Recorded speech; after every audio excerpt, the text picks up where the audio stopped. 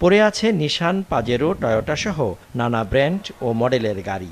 Japan থেকে আমদানি করা পড়ে থাকা এমন ১৬০টি রিকন্ডিশন গাড়ি নিলামে তুলছে মোংলা কাস্টমস।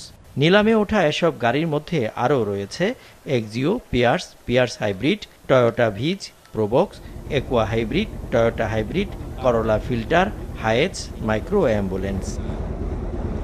মোংলা কাস্টমস হাউসের ওয়েবসাইটে নিলামের জন্য গাড়ি ও অন্যান্য পণ্যের চূড়ান্ত ক্যাটালগ প্রকাশ করেছে।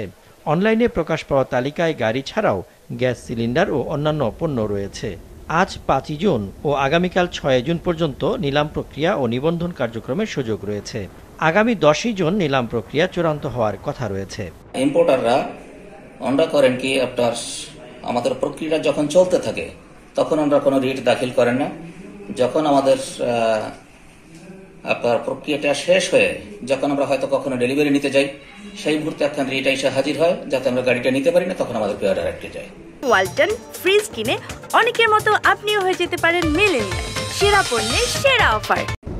মোংলা কাস্টম হাউসের রাজস্ব কর্মকর্তা জানিয়েছেন, মোংলা বন্দর দিয়ে আমদানি করা এসব গাড়ি ৩০ দিনের মধ্যে ছাড় করানোর নিয়ম রয়েছে, কিন্তু সংশ্লিষ্ট আমদানিকারকরা তা করেনি। তাই নিয়ম অনুযায়ী পর্যায়ক্রমে নিলামে ওঠানো হচ্ছে আমদানি করা বিভিন্ন মডেলের গাড়ি।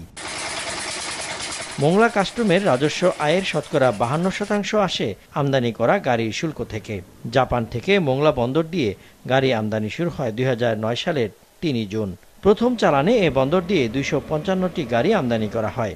সেই থেকে এ পর্যন্ত মোংলা বন্দর দিয়ে ১,৮৪,৮৯৯টি গাড়ি আমদানি করা হয়েছে। মাছরাঙা নিউজ ডেস্ক।